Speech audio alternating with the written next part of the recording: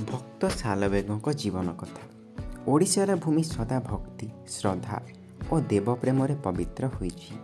ଏହି ଭୂମିରେ ଜଗନ୍ନାଥଙ୍କ ନାମ ଶୁଣିଲେ ହୃଦୟ କମ୍ପିଯାଏ। ସେ ଜଗନ୍ନାଥଙ୍କ ଅତି ପ୍ରିୟ ଭକ୍ତ ଥିଲେ ଭକ୍ତ ସାଲବେଗ। ସାଲବେଗ ଜନ୍ମ ହୋଇଥିଲେ ଏକ ଅସାଧାରଣ ପରିବାରରେ। ତାଙ୍କ ପିତା ଲାଲ ବେଗ ଥିଲେ ଜଣେ ମୋଗଲ ସେନାନୀ। ସେ ଓଡ଼ିଶାରେ ଏକ ଯୁଦ୍ଧ ସମୟରେ ଆସିଥିଲେ ଓ ସେଠାରେ ଜଣେ ଓଡ଼ିଆ ହିନ୍ଦୁ ବ୍ରାହ୍ମଣ ଝିଅଙ୍କ ସହିତ ବିବାହ କରିଥିଲେ। ସେହି ଝିଅ ଅତି ଭକ୍ତିଶାଳୀ ଥିଲେ ଓ ଜଗନ୍ନାଥଙ୍କ ଭକ୍ତିରେ ନିତ୍ୟ ଲୀନ ହେଉଥିଲେ। ଏହି ମିଶ୍ରୀ ପରିବାରରେ ଜନ୍ମିଥିବା ସାଲବେଗ ଛୋଟ ଦିନରୁ ଅସାଧାରଣ ବୁଦ୍ଧିମାନ ଓ ସାହସୀ ଥିଲେ। ପିତାଙ୍କ ପ୍ରଭାବରେ ସେ ଯୁଦ୍ଧକଳା ଓ ଅସ୍ତ୍ର ଚାଳନା ଶିଖିଲେ ଆଉ ମାଆଙ୍କ ଠାରୁ ଭଗବାନ ଜଗନ୍ନାଥଙ୍କ ନାମ ଓ ଭକ୍ତି ଶିଖିଲେ। ଯୁବକ ସାଲବେଗ ପିତାଙ୍କ ସହ ଯୁଦ୍ଧକୁ ଗଲେ।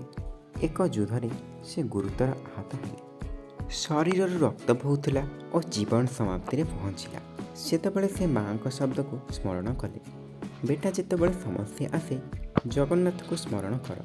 ସେ ହୃଦୟରୁ ପ୍ରାଣପଣେ ଭଗବାନଙ୍କୁ ଡାକିଲେ, ହେ ଜଗନ୍ନାଥ, ମୋତେ ରକ୍ଷା କର। ଆଶ୍ଚର୍ଯ୍ୟର କଥା, ଏକ ଅଦୃଶ୍ୟ ଶକ୍ତି ତାଙ୍କୁ ସୁସ୍ଥ କଲା। ମନେ ହେଲା ଯେ ଜଗନ୍ନାଥ ସ୍ୱୟଂ ତାଙ୍କ ଉପରେ କୃପା କରିଛନ୍ତି। ଏହି ଘଟଣା ପରେ ସାଲବେଗ ଜୀବନ ପରିବର୍ତ୍ତିତ ହେଲା। ସେ ସେନା ଜୀବନ ଛାଡ଼ି ଭକ୍ତିରେ ଲୀନ ହେଲେ। ସାଲବେଗ ଜୀବନର ଅବଶିଷ୍ଟ ସମୟ ଭଗବାନ ଜଗନ୍ନାଥଙ୍କ ଗୀତ ଓ ଭଜନରେ ନିଯୁକ୍ତ ହେଲେ।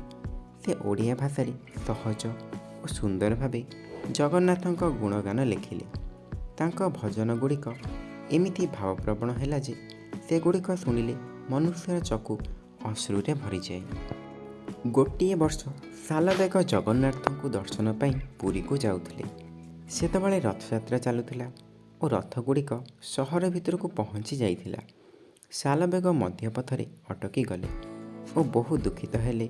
ହୃଦୟରୁ ପ୍ରାର୍ଥନା କଲେ, ହେ ପ୍ରଭୁ ଜଗନ୍ନାଥ, ମୋ ପାଇଁ ଥୋଡ଼ି ଅପେକ୍ଷା କର, ମୁଁ ତୁମକୁ ଦେଖିବାକୁ ଆସୁଛି। ଆଶ୍ଚର୍ଯ୍ୟର କଥା, ରଥ ଆଗକୁ ଗଡ଼ିଲା ନାହିଁ। ଲୋକମାନେ ଚେଷ୍ଟା କଲେ, କିନ୍ତୁ ରଥ ଗୋଟିଏ ଆଗକୁ ମଧ୍ୟ ଗଡ଼ିଲା ନାହିଁ।